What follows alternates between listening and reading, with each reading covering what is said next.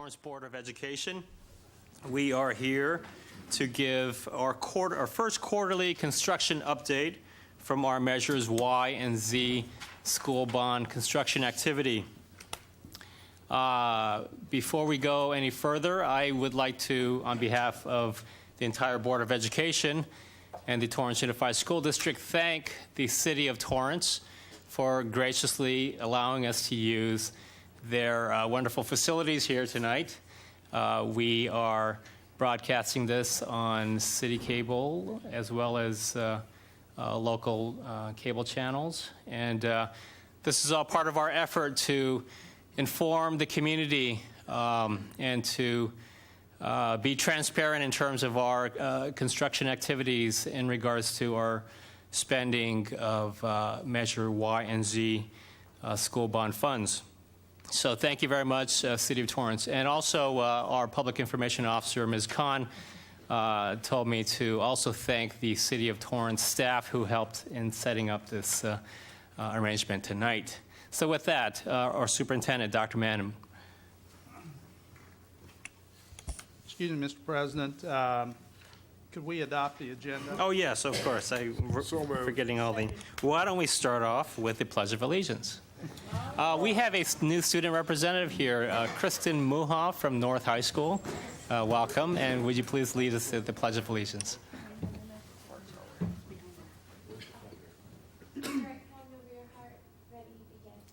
I pledge allegiance to the flag of the United States of America and to the republic for which it stands, one nation, under God, indivisible, with liberty and justice for all.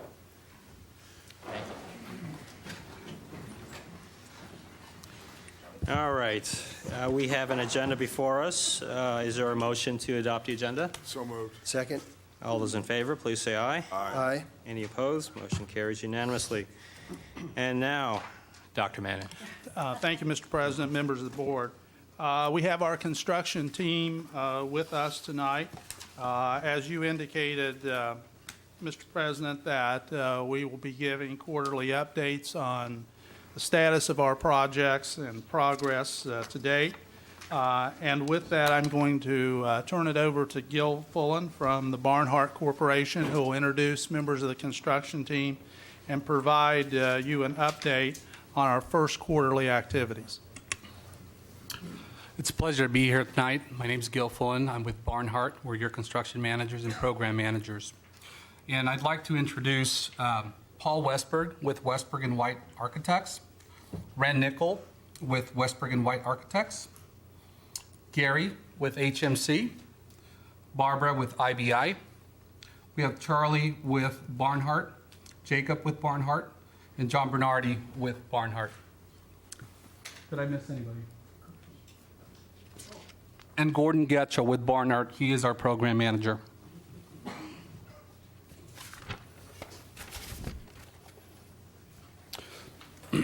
Before we begin tonight, we want to give you a brief overview of what we're going to be covering tonight. We're going to talk about the progress of the new field designs and construction, Measure Z project. That's going to be covered by Westberg and White, immediate bond dollars at work.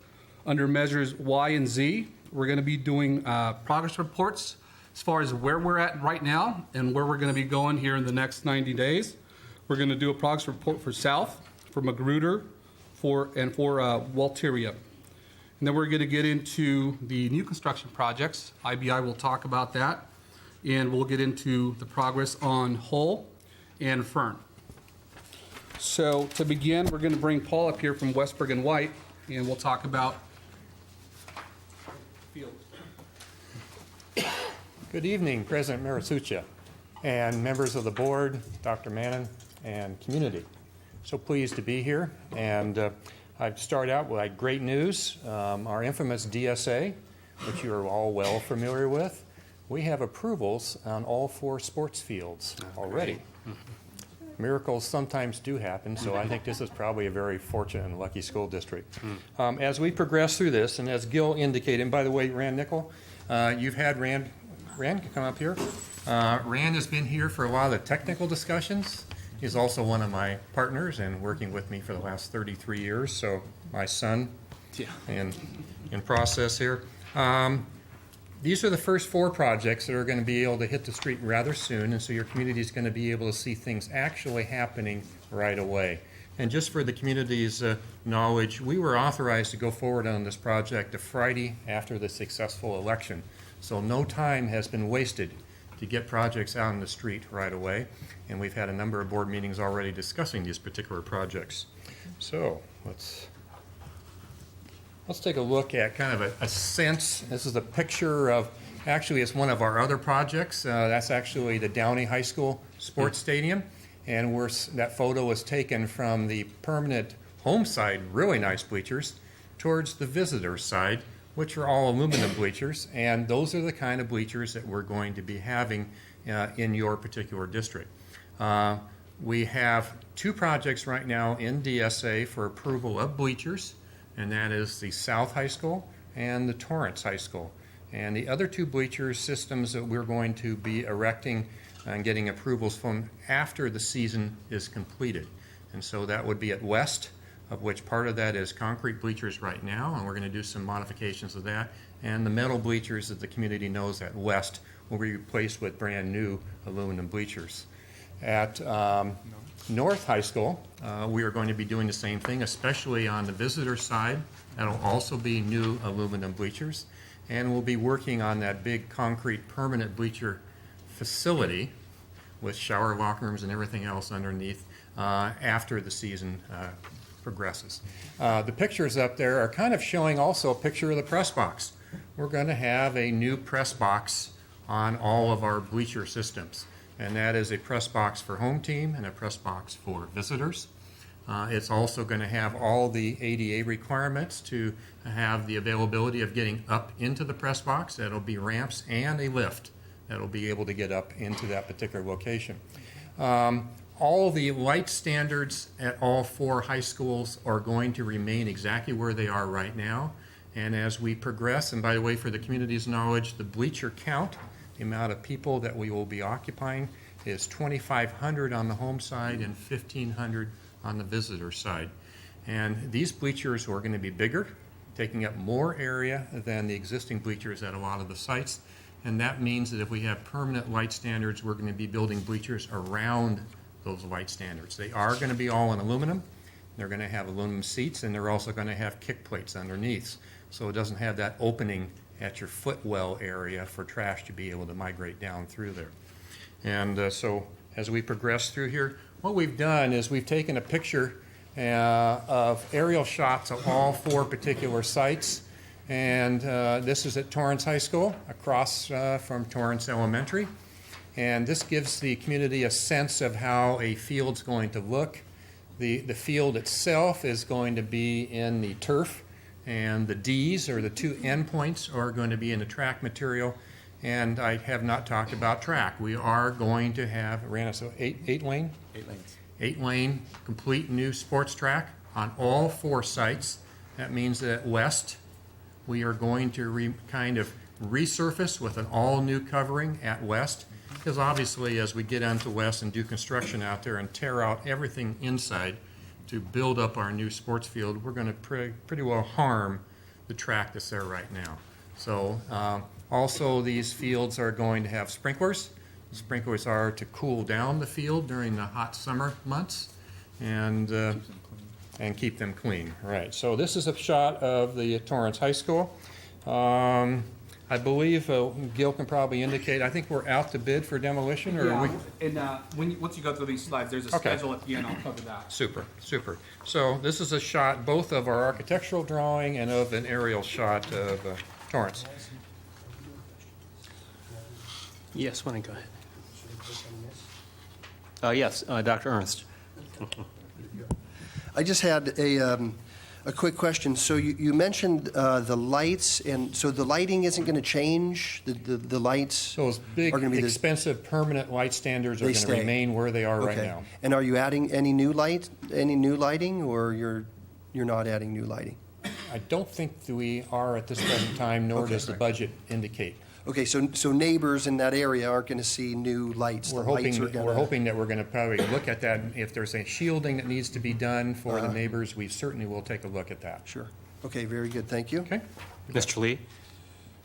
Yeah, and then on the, so we'll have elevators that will then take, it won't be from the ground level, it'll be from some level up a Yes, there will little be a further. series of ramps up to a certain level, and then there will be a lift up to the level of the press box. Okay, and then the second thing is, the fields will be striped for football and soccer. Yes. And then from what I understood, there'd be dots out there for lacrosse? For lacrosse, to be able Yes. to line that up. Absolutely. And then you're able to line this field with some material, and it just gets washed down into the, Typically, what happens with lacrosse is you'll see they'll set cones on the dots, and you just stay inside the cones, so little orange cones. So, or sometimes you'll see them physically take like the chalk machines and stripe the chalk. After the game, you can turn the sprinklers on, and it washes it right away. okay, that's what, It okay. can be so done that- either way. So you can still chalk the field if you wanted to? Yes, you could. And it doesn't damage it or anything like that? Correct. Good, thank you very much. And of course, these sports fields are for all different sports, plus PE all day long, tracks for the community, marching bands, flag twirlers, all kinds. This is a 24/7, 7-day-a-week capability of facility, which is just great. You have a question for Mr. Steffen? Yeah, Yes. you mentioned a lift. You know, is a lift different than an elevator, cost-wise and maintenance-wise? Yes. Yes. A lot Yes. cheaper. Okay, so we're not going for the full blower, because the It's about a elevator. $300,000 item if we want to do an No. elevator. Yeah. Yeah. So, but we're Yeah. just okay, that's all I want to know, make All sure. the requirements met, both state and federal, and as reasonably priced as possible. All right, thank you. Mrs. Reagans? Yeah, I just had a question about the durability of the bleachers. The sports teams use those for conditioning, running up and down, all that kind of stuff. How's it going to do under that kind of use? Let's go back and take a look at those a little bit. You might see up in the right-hand corner, these are good, solid aluminum bleachers, extremely durable. No wood anymore, no issues like at South where the wood is worn down so much that the pegs are sticking up. And of course, that's part and parcel of discussions I've had with the state architect pertinent to our professional concerns on these bleachers. And we are continuing to prod them along to make sure that we can get these bleachers ready for installation prior to the season. And that takes some doing these days with the state being on its furlough process and everything. But I'm so far very, very pleased with the LA office and how they're responding to your district. Okay, thank you. One thing just to add to that too is the state architect's office moved to the international code, which they call it the CBC, the 2007 CBC. The structural requirements for the state of California have all been upgraded, so these are all under the most current code. And that code actually requires exiting within timeframes for emergency purposes, if an earthquake or anything like that. Having a football team running up and down the stairs will do nothing to harm those stairs when it's designed for hundreds of people exiting very quickly down an aisle. So yeah, they're hardy stairs. One also item you noticed, dead center and the 50-yard line, we've shown logos for every particular site. So get a real kind of personalization by each site and kind of get their own entitlements and feelings. We're now at West, the previous one, I'm sorry, we were at North there. We talked about after season dealing with the bleachers at North. And now we're at West. This is the one where you see the new sports track also on top of the old track. And also at South, we are looking at the new bleachers both on the front side and on both sides.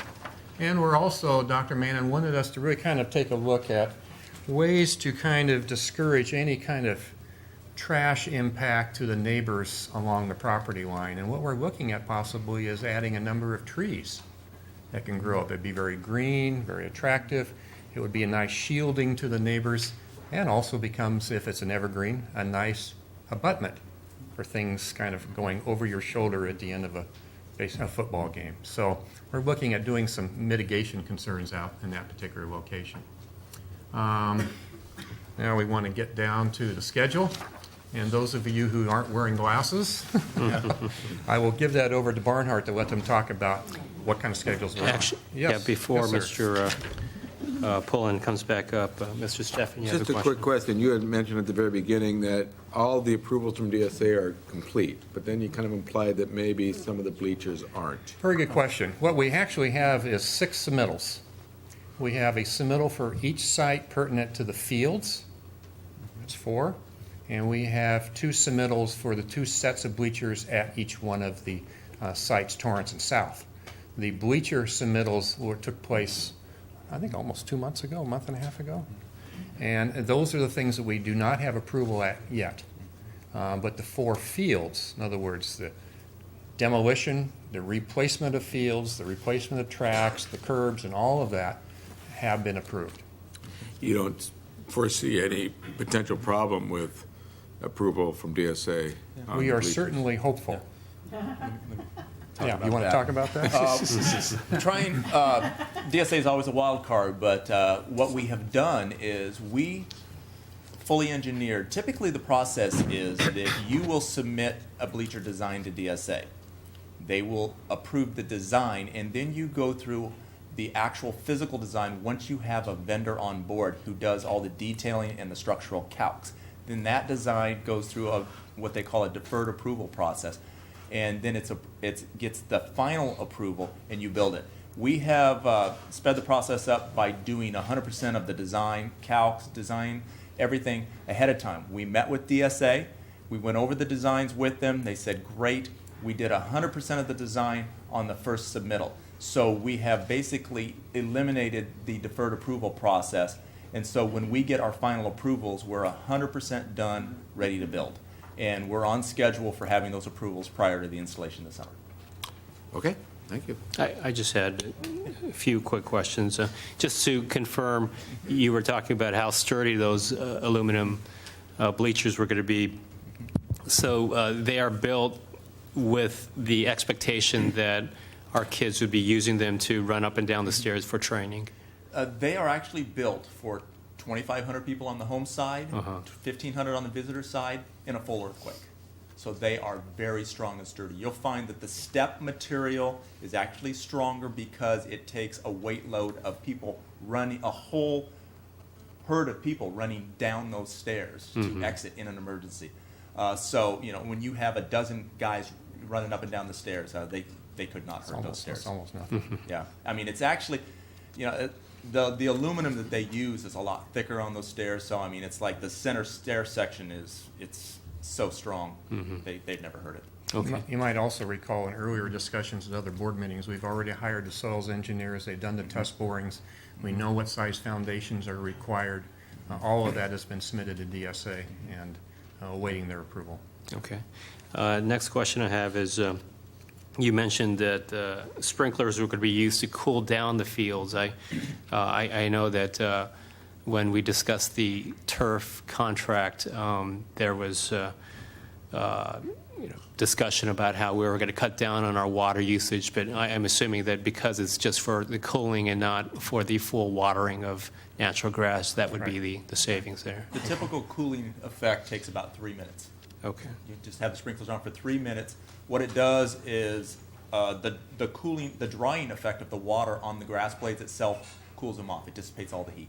Okay. So And last question for now is, I love trees. I know that neighbors love mitigation, but is that in our bond project list? Well, I think it's a part overall of the entire project and what we can do with the project. So that's one reason they're looking at that for any mitigation. Okay. Would that be covered? Well, I guess we haven't talked, we've only talked about the budget cost in terms of the turf so far. We haven't gotten to That's the. correct. Yeah, okay. All right. Any other questions regarding the fields at this point? We'd have people donate their Christmas trees. Always thinking outside the box, Mr. Lee. All right, thank you. Actually, can I? Oh, okay. Oh, Can I follow I'm up sorry. on one thing about the trees? I know, and I noticed on the picture about North, that they are taking out those trees at the end of the North field, correct? That is correct. So in fact, they are eliminating that line of trees. Is there a chance for that to be replaced, or is that just going to be eliminated? Absolutely. We're looking for an evergreen tree rather than deciduous. And so the problems with the existing trees would be that a lot of leaves would be falling into the field and creating a lot of potential damage and picking all those things out. Yeah. Yeah. In fact, we're removing trees, the existing trees at north. Yes, This would that's be at what we were north. talking Okay, about. okay, Discussion, that's right. right. Right, All right. but replacing them perhaps with more And your principal there is doing a track-friendly. lot of interface with the community over Yes, this issue. yes, he is, thanks. Yeah. Okay. All right. I just wanted to add one more bit of information on the bleachers. And from what we've heard is one of the bleachers has actually come back from the accessibility side. It's also our understanding that that needs to go in through structural and through fire, and that's also a process. So we're hopeful that it'll come through, but it's one of those things that's up in the air. So we're pushing it hard as we can, but they take longer to get through DSA. So I really wanted to mention that. I don't know if you want anything to add. No, we're good. Schedule? Yeah. So as you can see, we're moving as quickly as we can. We recently have bid out the demolition phase. We have already mobilized in some areas. You'll see some of the temp fencing going up, some of the field offices starting to come out, and in some cases, they might even have started some minor removals. Our full-blown demolition scheduled to begin on April the 6th, and that's going to happen at 2 of the sites. That's going to happen at North and South, and about 2 weeks later, we're going to start at Torrance, and then the last one will start up on May the 4th. So construction on the fields, we're scheduled to begin on May 15th. We're scheduled to bid the fields on April the 17th, so we can start on May the 15th. And so we're looking at a field installation date early July, installing tracks in August, and completing the project on September the 2nd, and ready for your first home game. And that includes the bleachers. That includes the bleachers at 2 sites. So, What's the Go ahead. start date of school, Dr. Manley?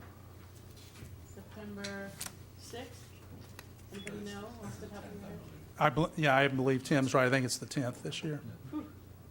yeah, it's going to be tight, and we're going to push, and of course, if we can finish it, even a week early, we're going to push as hard as we can, but we need every bit of time. So as soon as we fence those off, they'll be off limits, so to speak. And we are planning some pre-construction community meetings that are coming up on Wednesday and Thursday at all 4 sites, just to kind of walk the community, the school sites, on what they can expect, what's going to happen, traffic, access. We're going to talk about all that, just to make sure everybody knows what's going to happen out there. So we're looking forward to those upcoming meetings as well. So that should complete the fields, unless there's any other questions. Yes, Dr. Ernst. Yeah, actually, I have a question for Dr. Mann. With these community meetings, how are we advertising those? Because I think it's important, certainly, that the community's involved in Well, at least these knowing what's meetings, going these on. meetings, Dr. Ernst, are really for the people who live around the, Right around where the fields are going to be. correct, right around where the actual construction is Uh-huh. going to take place. Yes. And all of those folks were notified by mail. So, and was there a radius that we followed with that? 500 feet. Okay, very good, thank you.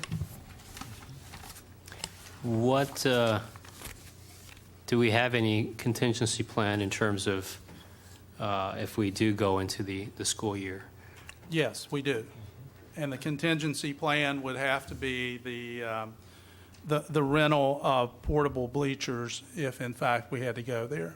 Right at this moment, does not appear like we will have to do that, but that is our contingency should something happen at DSA. But in terms of the field, it's, Oh, I don't think there's an issue with the fields. Yeah, we're DSA approved on the field. We're already approved Of our and vendors, we're so. moving on that. okay. I had someone, a supporter of the South High School girls softball program, and Dr. Mann, I brought this up with you, but just to share with the public, there was some concern that in conducting the demolition and the grading of the fields, that there was some capping of the irrigation pipes to the softball fields, and we're right in the middle of the girls softball season. Has that issue been addressed? Let me jump in here. We're currently working with the district, with Phil's staff, and we actually have an irrigation contractor on board that's working with Westberg and White, and looking at how we're going to reroute and make sure that things stay watered so that obviously don't turn brown. So we're on top of that, and we're going to make sure that water keeps flowing to wherever it keeps flowing. Great, thanks. Any other questions regarding the fields at this time? Thank you. Thank you. Why don't you guys stay up here? We're going to move on to measures Y and Z. The first phase, these are the long-term bond projects. And we're going to get into the modernization, first modernizations we're going to be doing out of the gates. We're going to be talking about here next, Magruder Middle School, Westberg and White will cover that. And then after that, we'll turn it over to HMC Architects. They'll talk about South High School in Walteria. So I'll let you guys take it away. I'm back. It just says a recap for the community is watching tonight. The district gave both our firm and HMC the responsibility of going out and looking at all sites in the district as to most needy to a little bit less needy. And that has been something on the website that's existed now for a period of time. And of those sites, we were granted 13 to review, and HMC, I think, was at 14, if I'm correct. And Magruder was at the top of our list, and that is the site that we are now out doing some due diligence on. And what we have been doing is that we've had several meetings already at the particular site.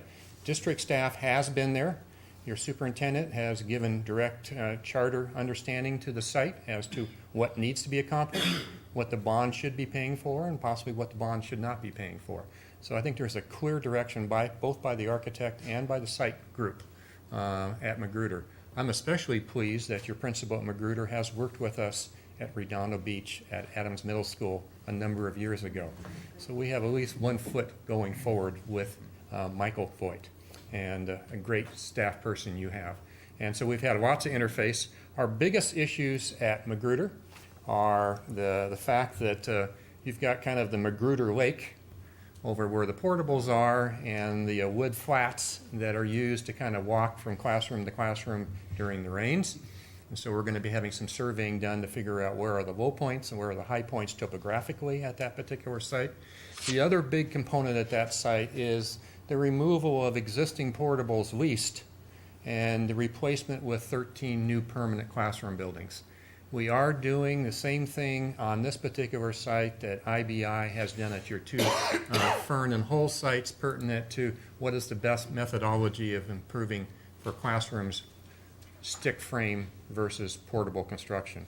And so we're buying that out with Barnhart right now, and then we'll make a determination. But so far we're looking at doing parts of the classroom component, and there again we're meeting this Thursday with Magruder to show them our early designs, and that would be that part of the classroom, new classroom construction would be over there near the cafeteria area where all the portables exist right now.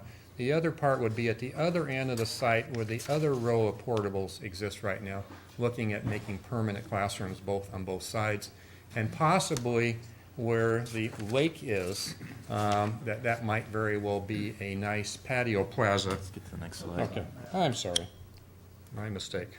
There you go, down. There we go. All right. So this is the existing site that you have as now. The blue indicates permanently constructed buildings. The gray classroom components are the portable classrooms that you have out at the site that have been there for a period of years. Let's go a little bit farther. And this is a little clearer shot here. All the red letters are indicating permanent buildings, and the blue P's are for portables. And so where I was talking about the area down below where we have portables, that's the area that we're probably going to make the largest kind of improvement out there. Also, all the covered walks are just really horrible out there. So you do have a special budget to replace covered walks at Magruder, as you have at a number of other sites. So we're looking at different variations, what I call the kind of the main boulevard, the walk that goes from the top of the page down to the bottom of the page. and looking at that, and also kind of seeing if we can bury all of that conduit that's kind of hung underneath the covered walks right now, which is done in almost every one of my districts back during the E-rate era, because you had to do it instantaneously or lose your funding, so everybody had to go do it real quick. And so we're going to see if that can all kind of go away and have a nice presence to the front of the campus. We're looking at some more fencing out on the particular site. We're also looking at, if you look up way at the top of the page, next to the portable that has kind of the gymnasium equipment, that's the other science portable. And we're looking to maybe move that portable down next to the existing science portable that's down on the lower right-hand side. So we'd have both science together. And we have a very restricted budget. So we are going to be giving our sites and the district staff some priority choices and finding out which way they want to be able to go. But we are moving quickly. We are envisioning being into DSA on this particular project in September of this year, trying to capture the good bid climate that we have at the present time. Any questions to the site? Mr. Steffen. Yeah. The lake is on the south side, right? It is on the lower end of the picture where all the portables are, correct? Okay. You discussed a lot of exterior, new construction as far as we'll debate stick versus portable construction, all that. I don't hear anything about interior upgrades to these rooms. Oh, absolutely. My mistake. Yes, we have a lot of things. A lot of your previous bond really handled the bathrooms, doors, electrical main service, but part of this $5.5 million allocation I think we have in this bond is going for total classroom improvements for those things that weren't done yet. We're looking at window replacements. That's a big key there. And we're looking at primarily the classroom investment, and then we get to the adult investment if we have enough money to do that. So when you say adult investment, you're talking about the office? Office, staff workroom, lounge teacher lounge, what have you. Certainly health issues, restrooms, anything that wasn't already done. But classrooms are our primary focus to this, and then the covered walks. You kind of implied that the $5.5 million was minimal. I think I caught that. We are hoping that we can do almost everything on the list, but we're going to focus on the highest priorities first. And I those think those priorities are things that immediately affect the kid, absolutely. and then work your way down To by the adults. age to old people like me. Yes, and that's typical in most districts, the way they approach this is we do have a finite budget. It's not infinite. And so classroom environment is extremely important. The library, computer lab components, everything pertinent to education, everything pertinent to health issues, restrooms, sanitation, outside drainage issues, making sure the kids are walking through dry areas during the rain. When you are in construction and you are working on buildings, does the district have a plan on, I don't know, you're working on a wing and you're removing windows? Talking about staging? Yeah, staging, that's the word. Yeah, that's Construction what I'm- phasing? are we Yeah, gonna- Gil can talk and- about that. Okay. One of the things we will do, and we're looking at that right now, if it makes most sense to do 2 wings at a time, 1 wing at a time.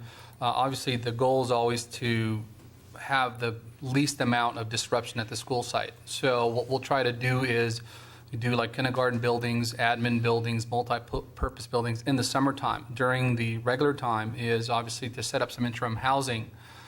We do have budgets for that and look at, should we move 4 or 5 classrooms into that interim housing, or should we move 2 wings so we can get this thing done in about 9 months? So we're going to. What you're saying is that we're going to drop some portables out there on that field, wire them up, and kids will rotate in and out of those portables? Yes. Okay, so I want, Yes, the community needs to understand that there will be an inconvenience, but a Yeah. necessary inconvenience, that children will move back and forth as wings become available again after Exactly. construction. And that process is about 2.5 to 3 months per cycle. So that's as much as they'll be out of their classroom, so to speak. Okay. All right, Mrs. Reagan's, then Mr. Lee. Yes, actually, I had a couple of questions. You were talking about the science labs. Correct me if I'm wrong, one of those was recently built with QZAB funds, correct? In the permanent building. in the permanent buildings, yes. And the permanent And they'll building? stay there. Will stay? Yes. And so it's the other science lab at the top, that, The or top at and the bottom, north there are end of two the? portable science labs currently, and so those are the two he's talking about. Okay, just wanted to clarify that. The other question is, I know the lake also surrounds the locker bay at the school, so that area will also be undergoing considerable renovation, shall we say? Absolutely. And let me also clarify, these are all transitional design processes that are ongoing right now. Probably one of the most architecturally uninteresting parts of the campus is that kind of big quad locker Yeah, space. I agree. And so what we're really looking at is maybe a new roofed enclosure locker component. Looking at, if you see the wing E, which is kind of a foreshortened building, as having one component there. This is what we've done in a number of other districts. Even San Diego Unified is doing it that way.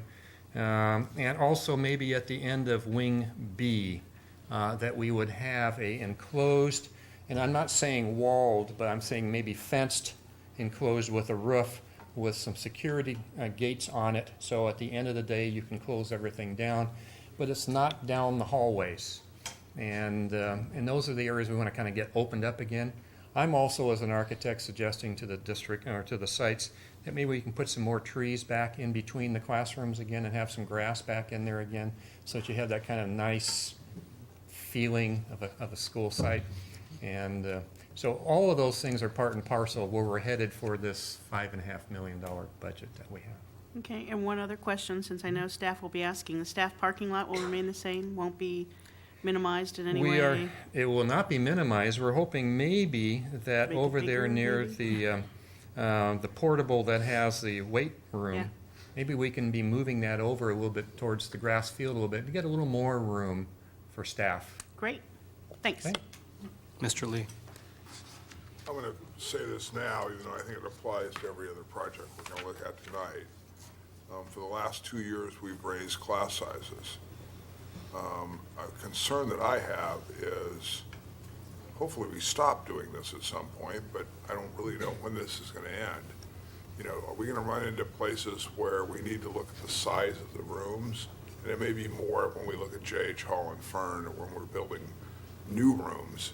But do we need to look at, as we're going forward, maybe larger rooms, or what's the overall consensus in the education community in California? Well, Mr. Lee, I can quote what Department of Education defines as an appropriate classroom, and it's 960, whether it's a first grader or a 12th grader. And that's unfortunate. The only other size they define is for kindergarten, and that's around a 1,250 square foot classroom. Anything bigger is certainly on the onus of the district to make that decision. Square footages cost X amount of dollars. So that would really be the choice. Now, you know, obviously you've got fire code to say, Yes. in a classroom of 960 square feet, what's the maximum number, what's your maximum occupancy? Loading factor is usually, yeah, okay. Yeah, classrooms load at 20 to 1. It doesn't mean you're going to get that many kids in there. One of the things that we 20 chase- square feet Yeah, 20 square feet per child. Okay. I'm sorry. Yeah. Not the 21 class size reduction. We're talking about square footage, not Good point. ADA. One of the problems we chase is the code, as soon as you hit 1,000 square feet, requires a second exit. And a lot of these schools do not have that second exit. The second exit has to be a certain distance apart, otherwise it's not considered a second exit. And a lot of cases, it's just not doable unless you're cutting doors out the back, through the back wall, which in this case, being the long, slender buildings, you can. Not every school lends itself to that. But 1,000 square feet is a magic number. So roughly, based on the numbers that you're using, according to fire code, it's a frightening number here I have. You could have there. 47 It's people in a classroom, it'd be 48, legal. Yes, you know, it's 48 kids in a 48. classroom, or 48 human beings in a classroom. Right. Fit that many desks. No, I don't think you can, but yes. Yeah. Okay, thank you. You're welcome. I have a question, and forgive me if you mentioned this already, but I heard you saying that you wanted to go to the state architects with plans in September, is that correct? That's correct. And I know we've received and discussed schedules in terms of construction start and end times, and we don't have that attached to our handouts tonight, but just for the public's consumption, do we know when we project to start and finish Magruder Middle School? Yeah, I'm gonna, and it's, again, it's gonna be contingent on the DSA approval. That's the big key factor. If they go in September, we're seeing stuff turned around in some cases 4 months, 5 months, 6 months. As soon as we have those approvals, and it might be more, I'm not sure, but as soon as we have those approvals, usually the outreach takes about a month and we can put stuff out in the street. We're also going to work with the schools to see when it makes most sense to start construction there. Because it might be that if the kindergarten wing is the first to start, it's hard to house kindergarten in a portable, so maybe we hold off, and depending on what makes most sense. So, but it's really contingent on DSA. So it's hard to just kind of predict that with the design process. We'll get into some more dates as we move into the bigger sites, as you'll see here with HMC. We'll talk more on some of these dates. Okay, but just in terms of the Magruder community, then your best estimate is that sometime next year in 2010? Definitely, definitely, yes. Okay, all right. Any other questions regarding Magruder from the board? Just one quick comment, I think. I think you just answered a question that a lot of people ask about why we are always starting with these football fields. Why are these, like, they're our biggest priority? They're just tipped to be DSA the easiest thing to do. Right out of the bat, Absolutely. right? Okay, so there has nothing to do with our priorities. No. Correct. Football or track or soccer or whatever. It's just that that's something that you can hit the ground running with, right? Absolutely. And the other thing is, and I know you're all aware of it because you've done it a million times. I know the staff's aware of it, and I know real soon the teachers will be aware of it, but there will be all sorts of meetings about staging and all this kind of stuff to keep the staff knowing, the schedule. Okay. Mm-hmm. Thank you. And Ms. Steffen, I might say that the design teams that we have at each one of these sites, and Gary Wickham is going to probably talk about that at South and Walteria, is that we're reaching out to the community too. So we're having community members come in, and then we're going to have a number of different meetings where they can get a sense of where we're headed, what we're accomplishing, and what's ahead. So the look forward issue is always on our mind. I wasn't here when the construction activity occurred from our Measure R bond in, when was that, 1998? 1998, that's right. But I know that one of the most frequent complaints was that among both the staff and the public was this seemingly illogical sequence of activity where it would seem like they would dig up something and then bury it back, and then a couple months later they'd be back and digging that back up again. What is to ensure that we're not going to repeat those kind of experiences? Actually, Mr. Marsucci, I'm sorry, you missed the January 20th meeting. I did. And at the January 20th meeting, we had that same discussion on the question you asked. The answer is that the most efficient way to go about this is to take a whole school at a time and to fix everything at that school. The most inefficient way from a construction standpoint and from a financial standpoint is to try to pull out individual projects at individual school sites. Because once you pull out that project, more than likely there's more than one system that's involved with it. And then when you go back to the school site to do another project, you may in fact injure what you've already done. Mm-hmm. So as both the Barnhart Corporation people and the architects indicated at that meeting, that the most efficient way from construction and also financially is to do it the way that we have it set up now, which is to go school by school. And that is to ensure the more logical coordination of construction activity. And the most efficient use of funding. Okay. All right, any other questions before we move to South High School? Okay.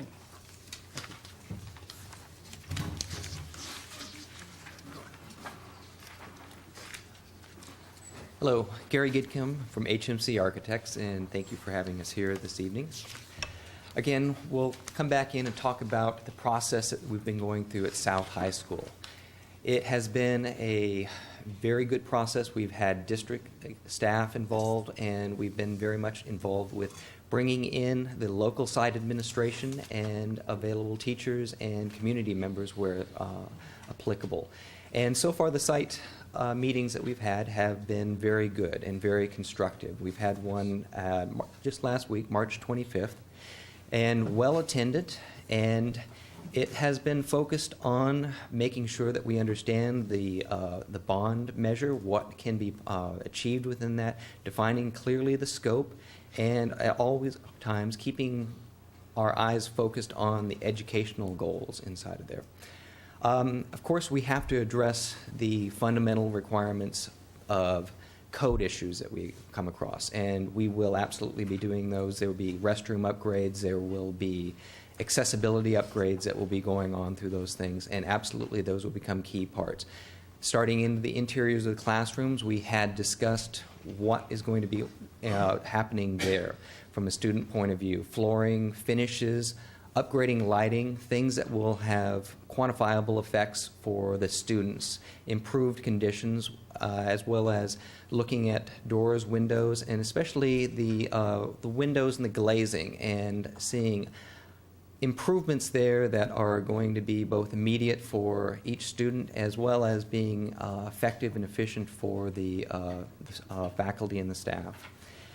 Those were design standards that we're going to be discussing for across the campuses, as well as specifics for individual rooms that may require special needs. Some of which may be like we went through and looked at a pottery room in that particular case, and I'll cover a little bit more about that in a second. We had looked throughout the fields for basic concerns, drainage, irrigation, landscape, and identified instances on each campus or on the campus where we would have problems and what worked well and what we needed to enhance. Other considerations going around there, technology, infrastructure, identifying what's going to be placed in there that we're going to be coming in and bringing in the backbone for the technology upgrades for the future. And then let me take it out from the outside of the campus coming in. We had discussed ways to improve the pickup and drop-off areas.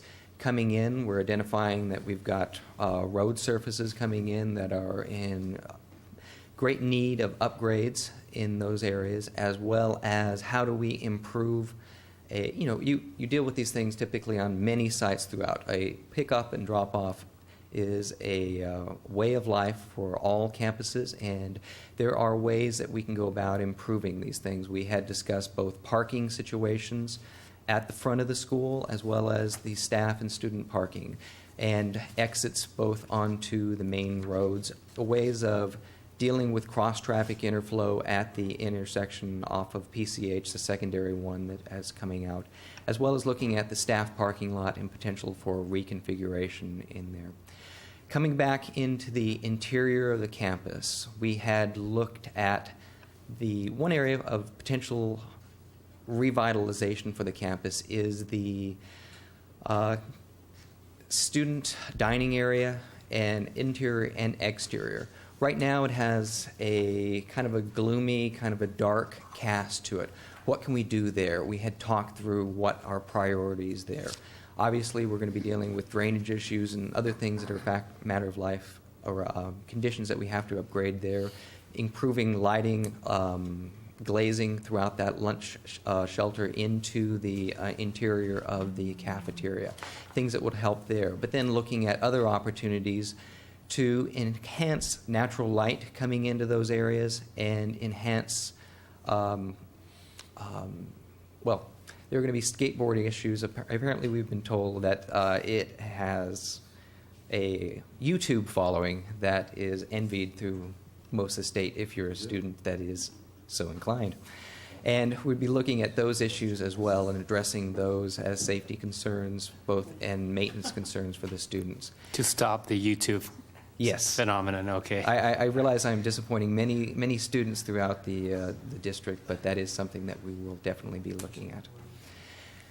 Going back through, we would be looking at certain reconfigurations where maybe like that campus or the one core curriculum that we're talking about, the pottery area. Seeing if there's a more appropriate classroom, we went back and looked at some of the Q building quad areas that may be offering up opportunities for exterior spaces for such a program, as well as right now that area is, it's a bit small there, but it's housing, it's right off the faculty parking lot. There may be opportunities there for special education, exterior uses, as well as other exterior uses for the classrooms along there. Some of the U-shaped building at the the bottom, U-shaped right? building at the bottom down there, which is currently used for parking, kind of parking as well as maintenance and operation issues for the shop conditions back there. There are two-story buildings along the campus side there, and that is where one of the major accessibility issues are going to be coming in. And we're looking at that and evaluating, because we're going to have to bring in elevators into that two-story option. That had been evaluated in the past, looking at what are the viable options. One of the past evaluations said we're going to be dropping in an elevator at each one of those classroom bands to take you up to the second floor of each one of those. So that would be 5 additional elevators there. We're also looking at the viability of reducing the number of elevators there, but putting in a second-story walk that would connect between all 5 of those buildings. So that will be a cost analysis, cost benefit that we'd be looking at for the campus, as well as evaluating what are the long-term maintenance issues for elevators.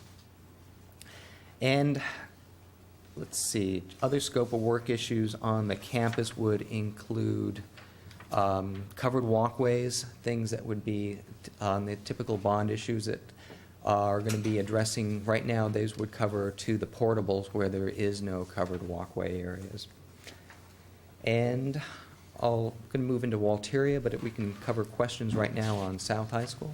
Just one additional comment, Mr. President. Oh, I'm sorry. Gary, one of the things that you failed to mention is South High School's gymnasium will be redone under Measure Z. We've talked about fields under Measure Z, but Measure Z also included the renovation of the gymnasiums at each high school. So for members of our community also, that is a big deal. But when we get to those gyms, it's going to take some real logistical work, because they will be completely shut down because of the amount of work that will need to be done there. So South High Gym is the first gym that's going to have the renovation. Okay, thank you. And there will be substantial ADA issues that we're anticipating there as well. Okay, Mr. Steffen, then Dr. Ernst.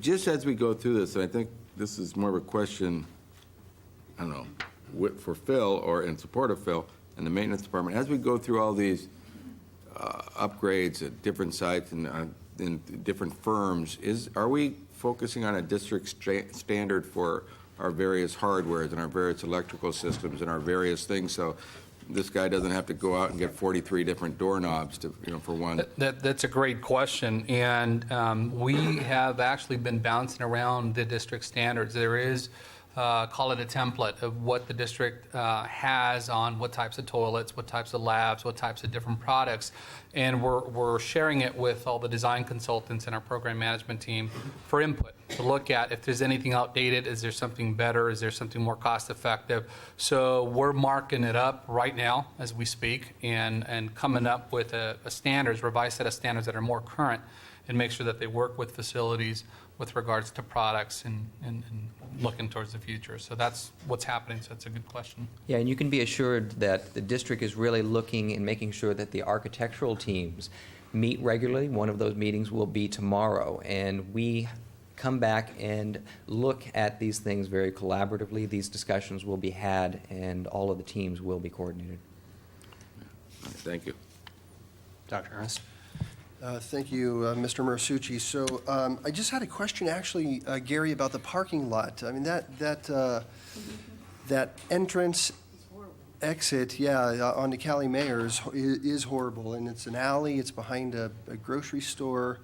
I know you're not maybe there yet, but maybe you are. I mean, are there any, what is the discussion about how we, I mean, this is our opportunity to make that a lot better. We're really not there yet. They're So- going to have traffic engineers look at that whole issue. It was just brought up last week. Oh, it was, okay, so Yeah, this it is was just something new brought to you. up. Okay, well, let me Correct. just reinforce that that's a big issue for South High, and I know the staff is talked about that, but we certainly need to remedy that once and for all, because it's, and I don't know, I mean, we've had the Torrance Police Department come and speak to the board about that issue, and according to their records, it's not necessarily a place where there are more accidents, is that correct? But I can tell you from a logistics standpoint, it's tough to get in and out. I mean, it takes a long time, and I've done that recently, actually, with my kids playing basketball through Park and Rec on the weekends, and it's really a nightmare. Your comment was correct. There are many issues with traffic. It's not just that one. There's the frontage road and Right. the issue of the roots from the trees on frontage road that are up on PCH. There's the issue of how you get into the parking lot, how you get out of the parking lot. So they are actually going to have an engineering study done on the interior of that campus to determine how best and what kind of traffic patterns can be developed out of it. Okay, so we'll get an update on that before it's approved, is that right, Dr. Mann? It was, as soon as they complete that and work it into the design. Okay, very good, thank you. Yeah, and absolutely, we understand that that is a priority, and we heard that loud and clear from the site. Mrs. Reagans? And I just wanted to follow up on that. If we're talking about increasing the capacity of the bleachers, then that means ever so many more people that are going to be going in and out, plus that neighborhood is already overrun whenever we have events there. So it's going to be really, really important to address that parking and traffic flow issue. The other question I had is, which gymnasium are we talking about renovating? Each of our campuses has more than one. It's the main gym. Okay, so just the main gym, not Main the gym. other? Just the main gym. Okay, thanks. Okay. We'll move forward. We're moving on the schedule for that particular project. We will have upcoming meetings in April, and we are targeted towards getting a DSA submission in the end of November. Okay, Walteria. Actually, before you move on, again, depending on the state architect's approval, the South High School community can expect construction to begin sometime in 2010. That's correct. Okay. And I should have asked this also regarding Magruder, but this would apply to all the schools. Your PowerPoint identifies meetings with, I think you call them site committees.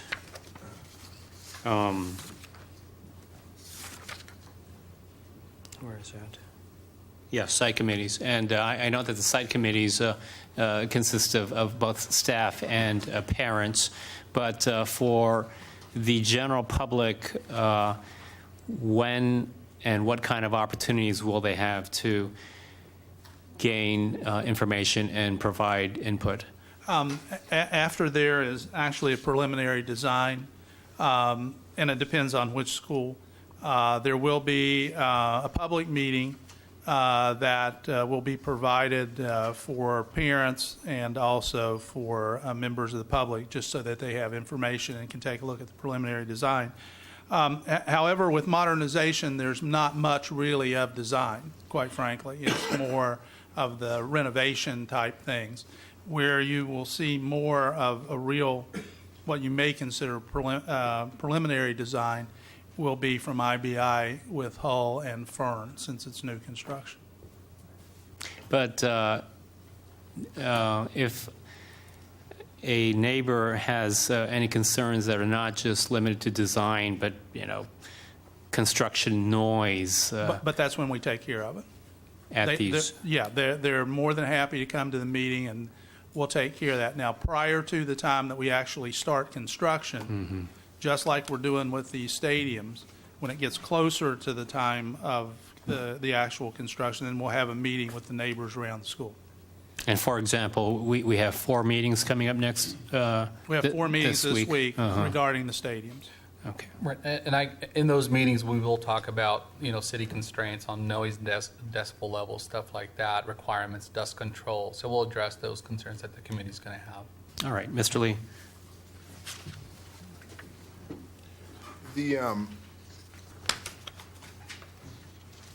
Here's what I envision. Let's see if anybody's on the same page as I am. Yeah, we have the stakeholders, to use a rather tired term, students, the teachers, the people involved, and the adults involved in the school, involved in the initial design and prioritizing and those kinds of things. At some point, we'll have a plan. It may be all rehab, but it'll be a plan. It would be my wish, even though it may not be a very exciting meeting because we might be talking about toilets and doorknobs and things like that, but it would be my idea to want to go to those communities and say, here it is. Because the whole community voted to, at a 75% clip almost to pay for it. They may be a little curious about it, and I think during the bond process, I remember us saying that a bit, that we would do that. That is Now, exactly what we plan to do. Okay, but I mean, it sounded like we were kind of going to do it in a format that the stakeholders would be involved, and then once the construction started, then we would. No. There would be an intermediate step where. It's at the time that we have some preliminary plan, Okay, and we have to have a preliminary plan, then we'll have a meeting where we will invite people in the community okay. to see the preliminary plan. And you're right, it won't be too exciting, with that. And then at the point right before we have start of construction. Then we'll have the construction meeting. Exactly. Okay, good.